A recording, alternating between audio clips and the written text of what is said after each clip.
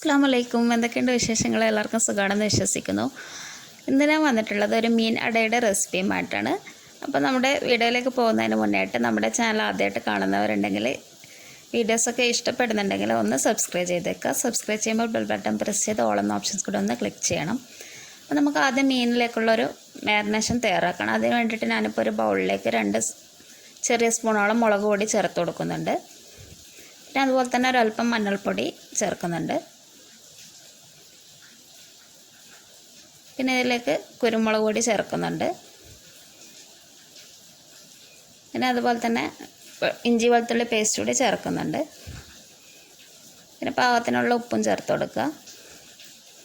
അതിനുശേഷം ഇത് നന്നായിട്ടൊന്ന് മിക്സ് ചെയ്തിട്ട് കുറേശ്ശെ വെള്ളം ചേർത്തിട്ട് നമുക്കിതൊരു പേസ്റ്റ് രൂപത്തിലാക്കിയെടുക്കാം. മീൻ നമ്മൾ സാധാരണ ഫ്രൈ ചെയ്യാനൊക്കെ ചെയ്യുന്ന ആ ഒരു മസാല പോലെ തന്നെ അങ്ങനെ ചെയ്തെടുക്കുക. പിന്നെ ഞാനിന്നൊരു പ്രത്യേക രീതിയിലാണ് ഇതിൻ്റെ ഒരു മസാല പ്രിപ്പയർ ചെയ്യുന്നത്. അപ്പോൾ ഞാനിതിലേക്ക് ഒരു 2 മീഡിയം സൈസ് വലുപ്പത്തിലുള്ള അയല മീനാണ് ചേർത്ത് കൊടുക്കുന്നത്. ഇത് നന്നായിട്ട് വരയൊക്കെ ഇട്ട് കൊടുത്തിട്ടുള്ളതാണ്. ഇതിലേക്ക് നന്നായിട്ട് മസാല തേച്ച് പിടിപ്പിക്കുക. പിന്നെ നമ്മൾ ഇത് മസാലയൊക്കെ പ്രിപ്പറേഷനൊക്കെ ചെയ്യുന്ന സമയം വരെ ഇതൊന്ന് റെസ്റ്റ് ചെയ്യാൻ വേണ്ടിയിട്ട് വെക്കാം. നമുക്കിത് തന്നെ ഒരു പത്തിരി സ്റ്റൈലും ചെയ്തെടുക്കാവുന്നതാണ്.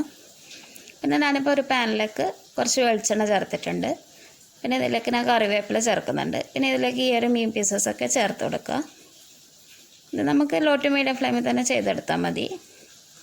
ഫ്ലെയിം കൂട്ടിയിട്ട് ചെയ്യരുത്. അപ്പോൾ നമുക്കിത് പെട്ടെന്ന് മസാലയൊക്കെ കരിഞ്ഞുമ്പോൾ മുളക് പൊടിയൊക്കെ അതുകൊണ്ട് കരിഞ്ഞുമ്പോഴൊരു പ്രത്യേക ഒരു ചുവയായിരിക്കും. കയ്പ്പ് രസമൊക്കെ വരും. അതൊന്ന് ശ്രദ്ധിച്ചിട്ട് ചെയ്യാം. ഇതൊന്ന് പെട്ടെന്ന് തന്നെ തിരിച്ചിട്ട് കൊടുക്കാം. നമുക്ക് ഡീപ്പ് ഫ്രൈ ആക്കേണ്ട ആവശ്യമില്ല. എല്ലാ വശത്തും ഒന്ന് നന്നായിട്ട് ചെറുതായിട്ട് അങ്ങനെ മൊരിഞ്ഞ് കിട്ടിയാൽ മതി. അല്ലാണ്ട് അങ്ങ് ഡീപ്പ് ഫ്രൈ ആയാലും ആ ഒരു ടേസ്റ്റ് കിട്ടില്ല നമ്മൾ മസാല ചെയ്യുമ്പോൾ.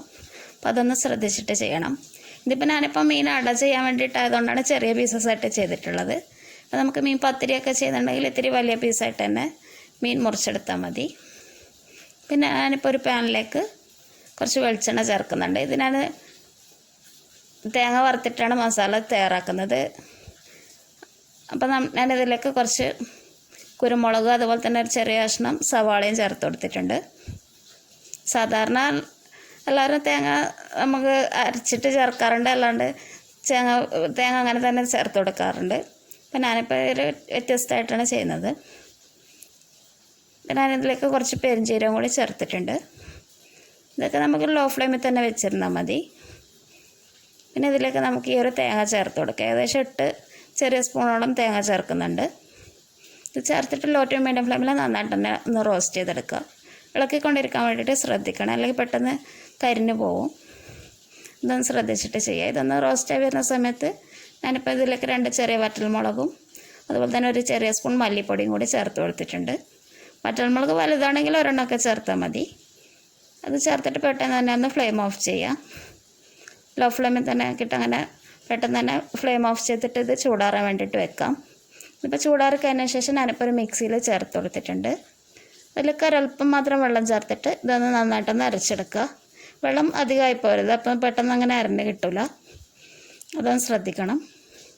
പിന്നെ ഞാനിപ്പം മസാല ചെയ്യാൻ വേണ്ടിയിട്ട് ഇതിലേക്ക് ഒരു പാനിലേക്ക് കുറച്ച് വെളിച്ചെണ്ണ ചേർക്കുന്നുണ്ട്. ഇതിലേക്ക് 4 പച്ചമുളക്, ചെറിയ കഷ്ണം ഇഞ്ചി, തക്കാളി, അതുപോലെ തന്നെ ഒരു 10-12 അല്ലി വെളുത്തുള്ളിയും കൂടി ചതച്ച് ചേർക്കുന്നുണ്ട്. ഇതൊക്കെ ചേർത്തിട്ട് നന്നായിട്ട് തന്നെ ഒന്ന് വഴറ്റി കൊടുക്കുക. നമ്മൾ തേങ്ങ വറുത്തിട്ട് ചെയ്യുന്നതാണ് ഈ ഒരു റെസിപ്പിയുടെ ഒരു ഹൈലൈറ്റ് എന്ന് പറയുന്നത്. പല ആൾക്കാർ പല രീതിയിലാണ് ചെയ്യാറുള്ളത്. മീൻ പത്തിരിയായിട്ടും അതുപോലെ മീനടയായിട്ടൊക്കെ മസാലയൊക്കെ പല നാട്ടിലും പല സ്റ്റൈലിലാണ്. അപ്പോൾ ഞാനിതിലേക്ക് ഇപ്പോൾ 3 സവാള ചേർക്കുന്നുണ്ട്. അത്യാവശ്യം വലുപ്പത്തിലുള്ള സവാള തന്നെയാണ് ഞാൻ എടുത്തിട്ടുള്ളത്. ചെറുതായിട്ട് മുറിച്ചിട്ട് അങ്ങനെ ചേർത്ത് കൊടുക്കുക. പിന്നെ കുറച്ച് കറിവേപ്പില കൂടി ചേർത്ത് കൊടുത്തിട്ടുണ്ട്. പിന്നെ പാകത്തിനുള്ള ഉപ്പും കൂടി ചേർത്തിട്ട് നന്നായിട്ട് തന്നെ ഒന്ന് വഴറ്റിയെടുക്കുക. ലോ ടു മീഡിയം ഫ്ലെയിമിൽ നന്നായിട്ട് തന്നെ സവാളയൊക്കെ വഴറ്റിയെടുക്കാൻ വേണ്ടിയിട്ട് ശ്രദ്ധിക്കുക.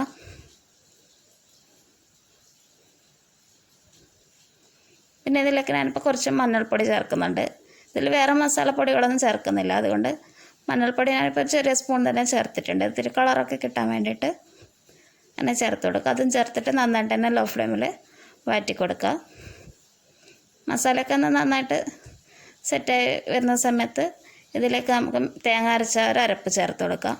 വേണമെങ്കിൽ നമുക്കിതിൽ 2 കഷ്ണം മീൻ ഫ്രൈ ചെയ്യാതെ പച്ചയായിട്ടുള്ളത് ഇതിലേക്ക് ചേർത്ത് കൊടുക്കാം. അത് നമുക്ക് സവാള ചേർക്കുന്ന സമയത്ത് തന്നെ താല്പര്യം ഉണ്ടെങ്കിൽ അങ്ങനെ ചേർക്കാം. ഇപ്പോൾ ഒരു പ്രത്യേക ടേസ്റ്റ് തന്നെ ആയിരിക്കും.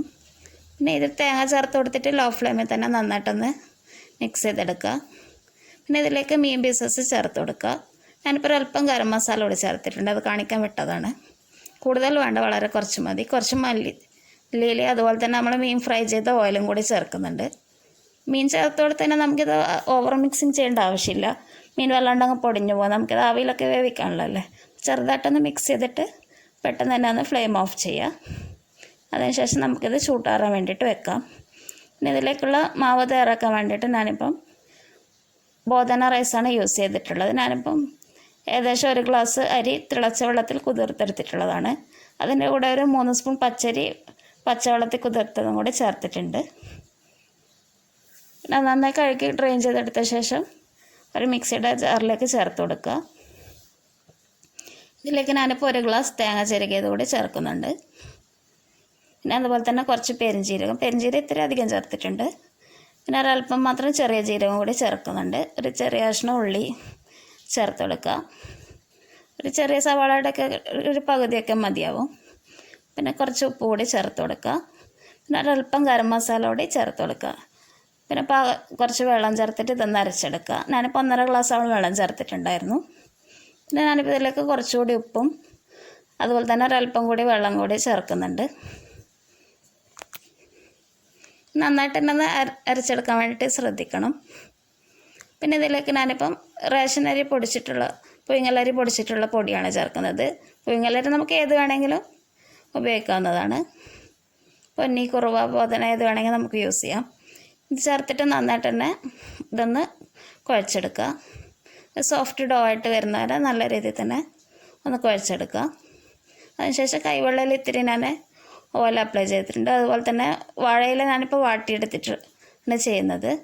അതിലേക്ക് കുറച്ച് ഓയിൽ തടവിയിട്ട് ഈ ഒരു ബോൾ വെച്ചിട്ട് നന്നായിട്ട് കൈ കൊണ്ട് പ്രസ് ചെയ്തിട്ട് എടുക്കുക. ഞാനിപ്പോൾ ഇത് അഡ സ്റ്റൈലിലാണ് ചെയ്യുന്നത്, അതുകൊണ്ട് ഞാനിപ്പോൾ വളരെ നേരിയ രീതിയിലാണ് ചെയ്യുന്നത്. ഇപ്പോൾ പത്തിരി സ്റ്റൈലാണെങ്കിൽ ഇത്തിരി തിക്നെസ്സോടുകൂടി തന്നെ നമുക്കിത് പരത്തിയെടുക്കാം.